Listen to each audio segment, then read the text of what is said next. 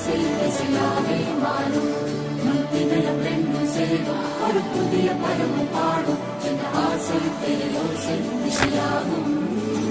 இந்த திருமண கொண்டாட்டம் நம் குடும்ப ஆர்வம்